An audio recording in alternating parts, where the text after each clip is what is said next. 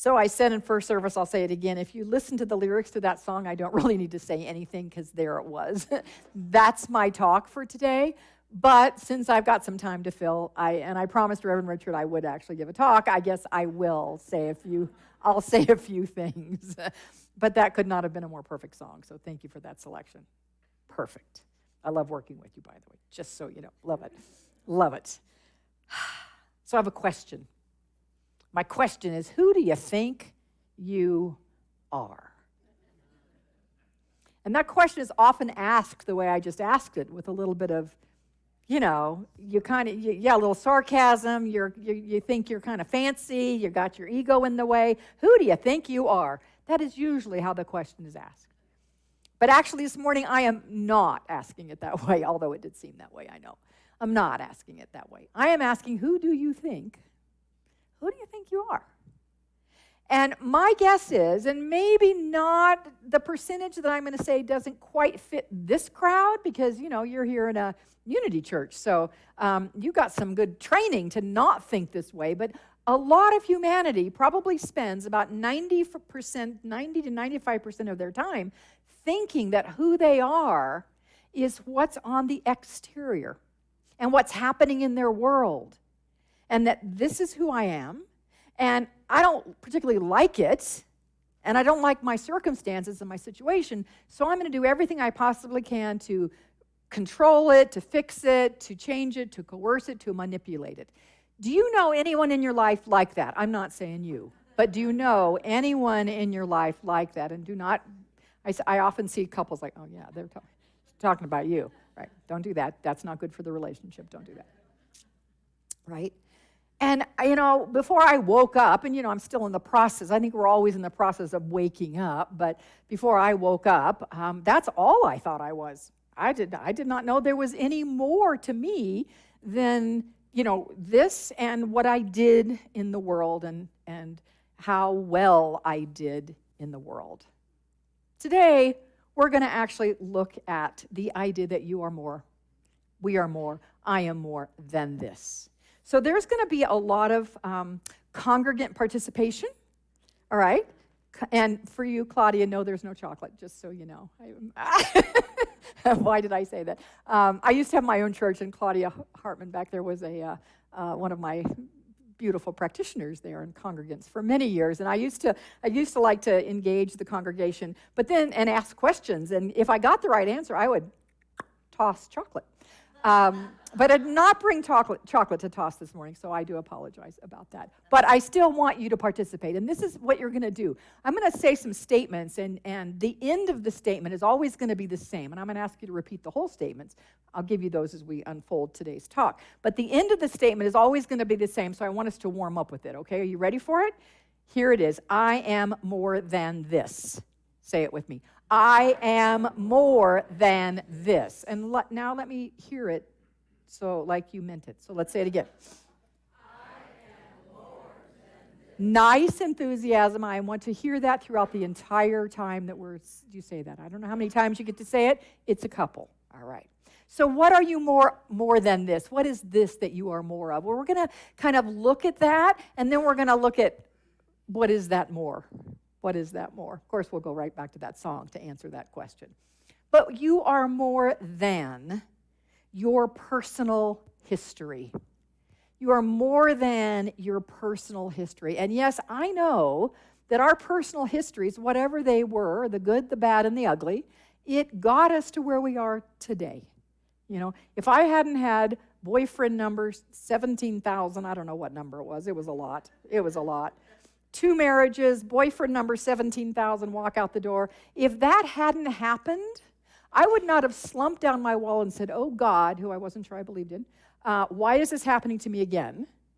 And oh God wouldn't have answered me, and oh God's answer was, who's the common denominator in all of these failed relationships, which sent me on a path that has allowed me to stand right here today. So I know that our history absolutely can bring us to today. It did bring us to today.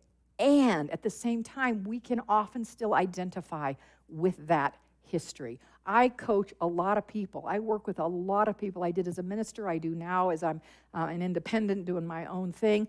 But I hear a lot of, people our age still saying, well, that happened to me when I was 7. And my heart goes out to say, I know that happened to you when you were 7. How about today? Let's maybe let that go. And I know that is not as easy. That's easy for somebody up here to say, just let it go. But it can be done. Maybe you need help of a chaplain, help of a therapist, help of a minister, help of a mentor, help of a coach, someone, but it can be done. I love that God is calling us. That's beautiful. I love that happens. But what I don't want you to do, what I'm inviting you to do, is not to identify with your past and to drag it behind you wherever you go. So there's a story. I did tell it in first service, so I've decided to go. Should I tell it again? All right. Okay. Good. All right, because it's dicey.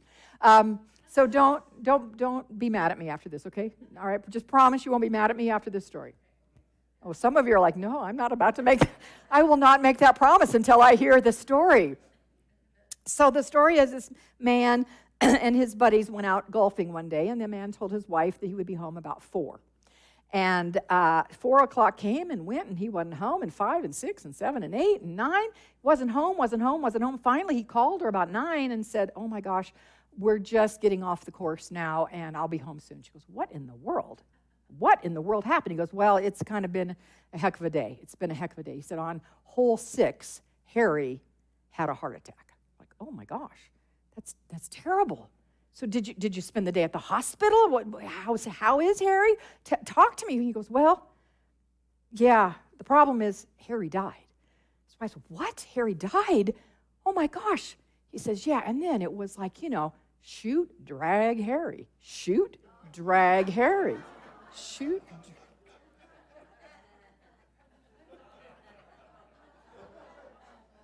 I may never be invited back to speak here again after that joke. You've heard worse. Okay, from Reverend Richard, I'm sure. You have from a lot of people. All right, good, I'm glad to know. But we don't want to drag Harry, right? We are not our past. This is what you're going to say. I am not my past. I am more than this. Let me hear it. I am not my past. I am more than this. Nice. You are also not your name or your identity. Now, I know when somebody says, hi, who are you? What do we say? We say, I'm Michelle, I'm Diane, I'm Claudia, I'm, right? We say our name. But we're not our name. We have a name, but we are not our name. How many of you are familiar with Famous Amos chocolate chip cookies? Famous Amos. I have visual aids today, by the way. Famous Amos chocolate chip cookies. How many of you have eaten a Famous Amos chocolate chip? Oh, not all of you. Oh, they're like that. Look, yes, they're the best chocolate chip cookies. Well, they're very good. Let's just say they're very good chocolate chip cookies. And by the way, a little shameless promotional plug right now. I have some books, almost gone actually. First service took me up on my bribe, but I have a few books left out there. Anyone who buys a book gets a little package of Famous Amos cookies. As I said, I'm not above bribing. I have no chocolate to throw, but I have cookies to give away if you buy a book. All right, so why am I bringing this up? I'm bringing this up because the story of Wally Amos, Famous Amos, is pretty fascinating. He started making these chocolate chip cookies. They became very popular. He started a company, Famous Amos Chocolate Chip Cookies, 1975 is when they started. And very successful company, A leveraged buyout occurred of his company. And as part of the leveraged buyout, he had to sign away the rights to his name. He could no longer be Famous Amos. And that's who he was. That is how he thought of himself. And when he could no longer call himself Famous Amos, he went into a dark night of the soul. He had an identity crisis. He did not know who he was. And it took him to a deep, dark place, which very thankfully he got out of by learning about New Thought principles. I've read several of his books, and I don't know what denomination he might be or any, but he's preaching unity. He's preaching religious science. He is talking our language.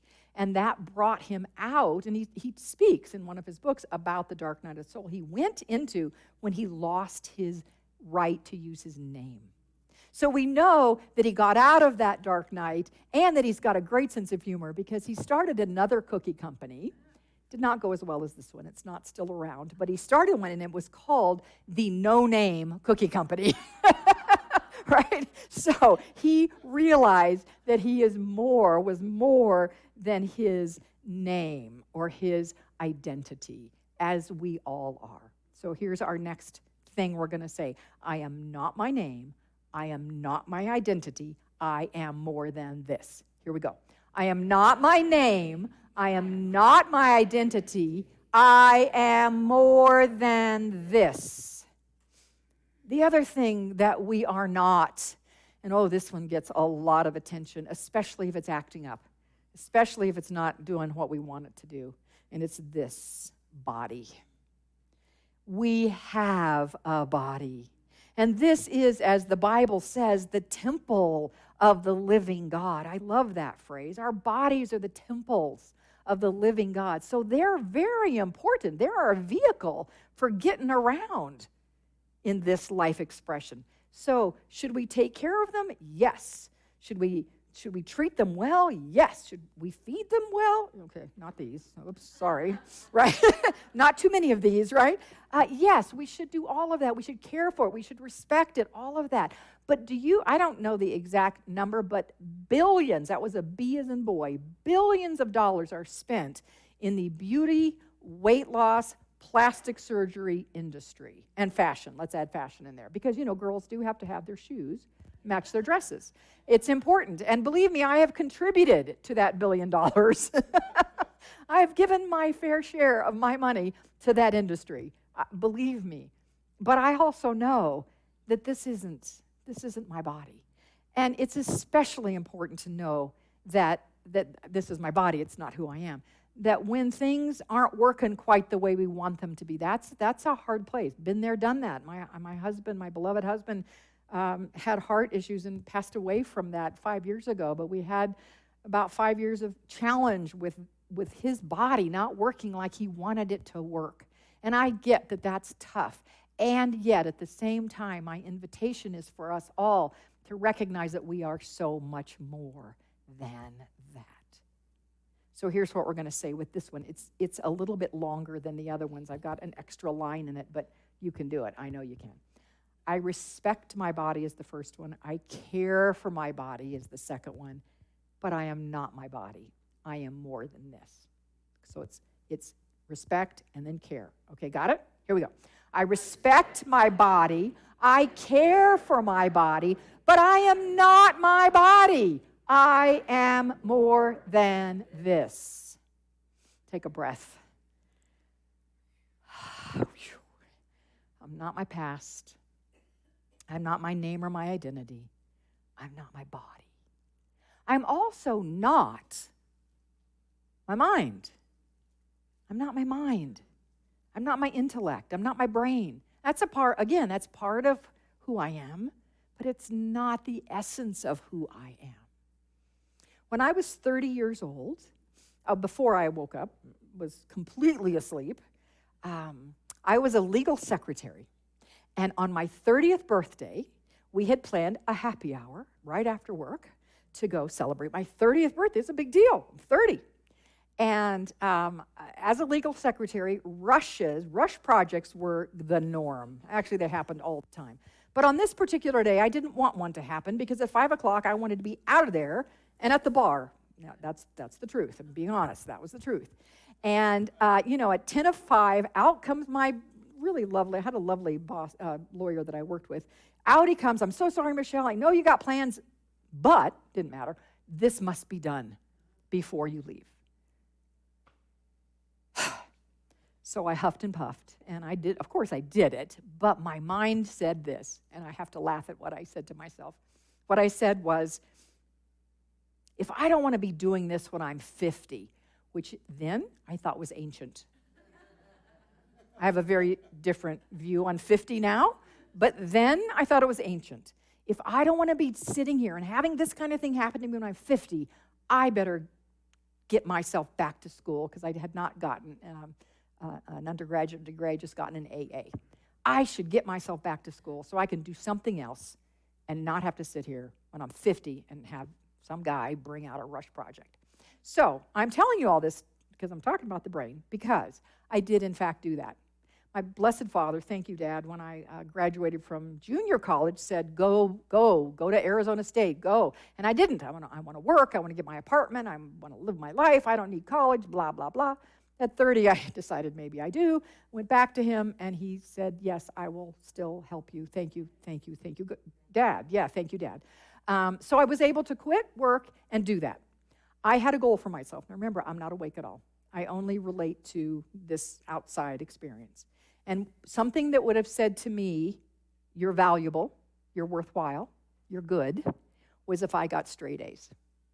Nothing else. Not a B, not an A minus for that matter. Not a B, heaven forbid a C. That was not acceptable to me. And I'll tell you, I manipulated, I said we do our thing to work out the situations. I manipulated my classes so that I would get A's. By that I mean you have, like 3 weeks maybe? I forgot how long you have when you enroll in a class, you start taking it. You have about 3 weeks, I think, to drop it before you get dinged for it. Well, I would make sure in those 3 weeks, I would assess, can I get an A in this class? No? I'm out of there.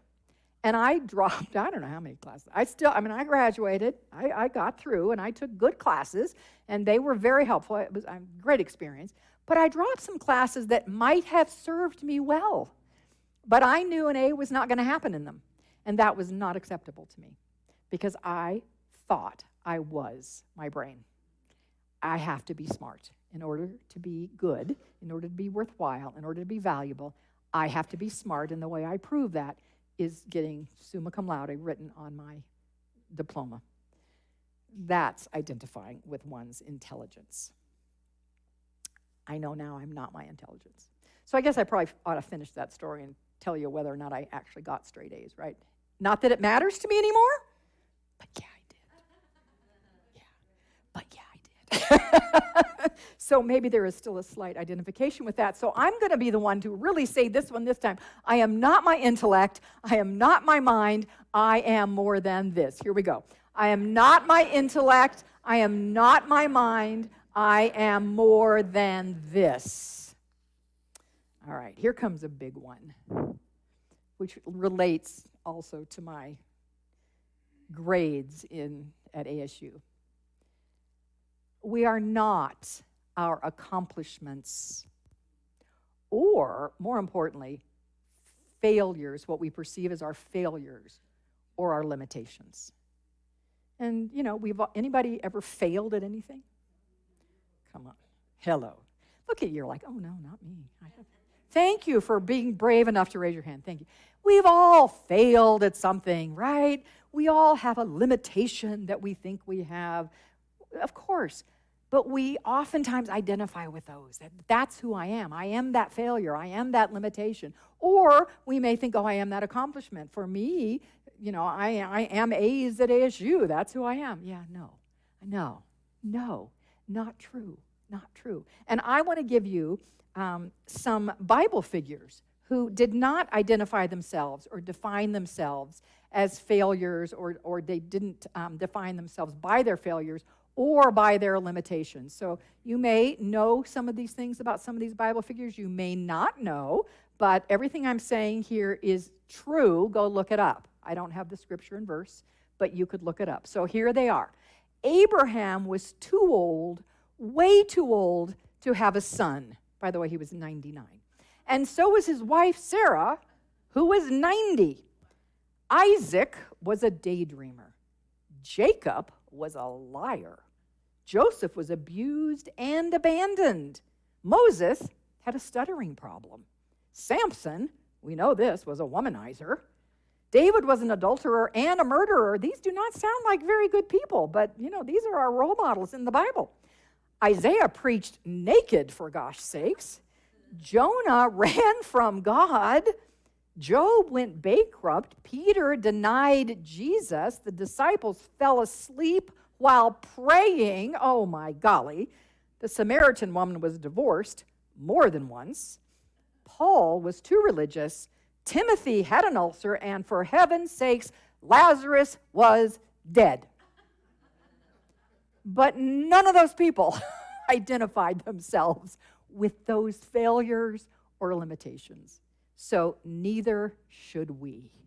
So here it is. This is what we're going to say. It's getting even a little bit longer, but I know you're a smart bunch and you're awake, so I love that. Here we go.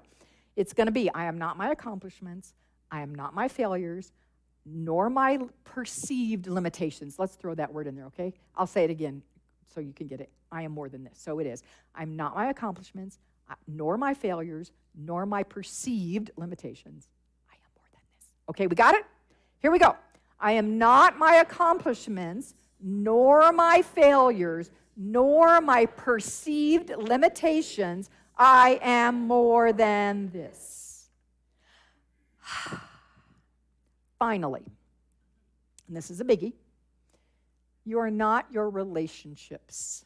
Ooh, we kind of sometimes think we are, right? If you identify as someone's spouse, who are you if your spouse leaves? If you're a parent and you identify yourself as a parent, who are you when your children leave the nest? My mother, bless her soul, she's passed away many, many years ago, but my mother did not know who she was beyond her two daughters, my sister and myself. And she lived for us and through us, which was difficult because she wanted us to live our lives the way she wanted to have lived her life, which is not necessarily the way we wanted to live ours. But she was kind of controlling and demanding. Yeah, that's just true. She was very controlling and demanding. And like, this is the way it's going to be. You're going to do this. And there was some rebellion in the house, that's for sure. But my mother also had a very good sense of humor. She was very funny. And one year for Christmas, she gave my husband, Lonnie, who also had an amazing sense of humor, a doll. And she's right. She just happens to be right here. She came with me today. She is a mother-in-law doll. That's what she is. She's a mother-in-law doll. I love her little pillbox hat, her little pearls. But if you can't see, she has a button that says, "I told you so." And her little finger is pointing, like, "I told you so." And so she gave this to Lonnie and said, I know I can be demanding and annoying sometimes. And sometimes you might want to rip my head off. Have you ever wanted to rip the head off of someone you're in a relationship with? Don't answer that if they're with you. Don't answer that. But especially if we're like identifying as the parent, as the spouse, as the friend, and then they do something, we can get pretty upset about it. So my mom said, if you ever want to just rip my head off, don't rip my head off. Rip this doll's head off because you can. And you can rip the arms off, and you can rip the legs off, and you can just really, really get mad at it.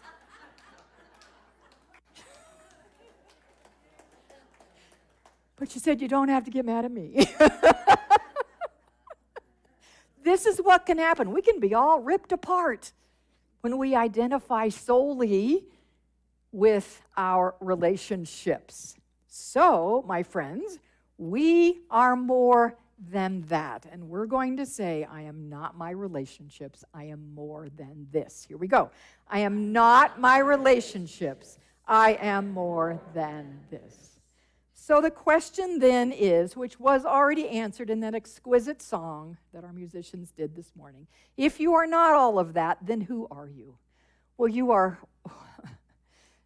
what's left. You are so much deeper. You are God in expression. And Ernest Holmes, who's the founder of Science of Mind, which is my spiritual lineage, in the Science of Mind textbook, we call it the textbook, he wrote, we are the coming forth of God into self-expression. We are the coming forth of God into self-expression. That's who we are. So I want to say this together. I am the coming forth of God into self-expression. Here we go. I am the coming forth of God into self-expression. Deep breath, take that in. Feel it in your heart. Feel it in your heart. I am the coming forth of God into self-expression. Who do you think you are? What's your answer? Forth of God into self-expression. That's who you are. So if anybody ever says to you, well, who do you think you are? You now have an answer. I am the coming forth of God into self-expression. That is who you are. And I want to leave you with a beautiful question from the poet, the Sufi poet Rumi. He said, if you could forget who you think you are, who could you be? Be that in the world. Be that. Namaste.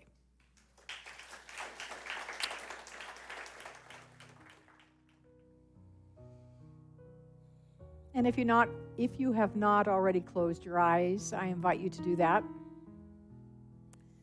But I also invite you to take a couple of very deep breaths all the way down into your diaphragm. And then consciously and intentionally let it out. Then take another breath in all the way into your diaphragm. Consciously, intentionally let it out.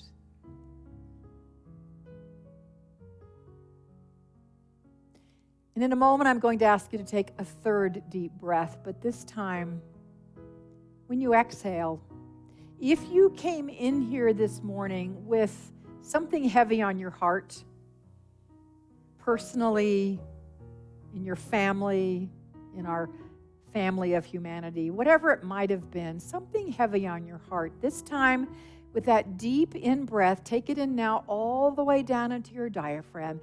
And with the exhale, just say to yourself silently, I turn this over to God.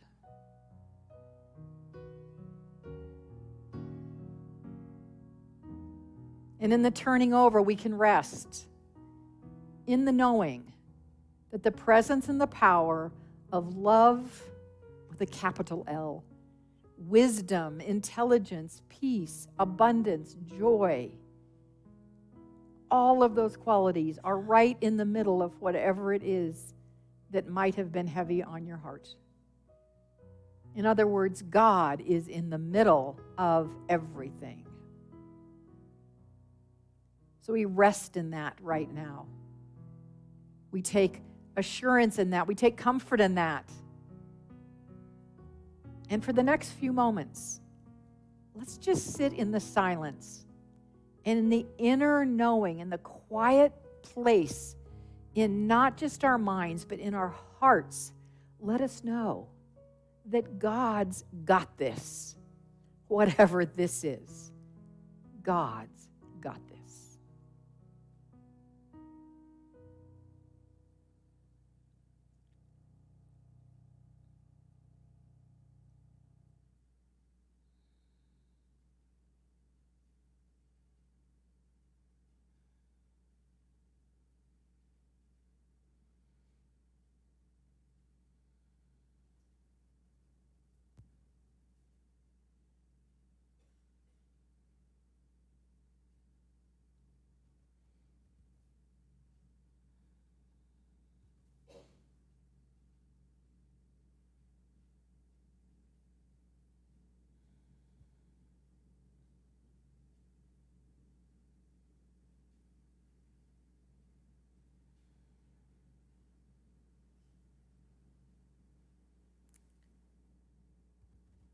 And as we begin to bring ourselves slowly back, we bring ourselves back with now a heart that is lighter,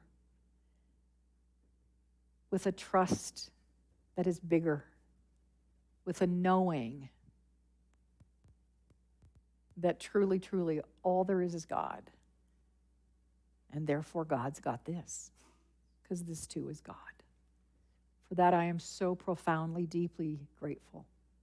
And in that gratitude, we together say, and so it is. Amen.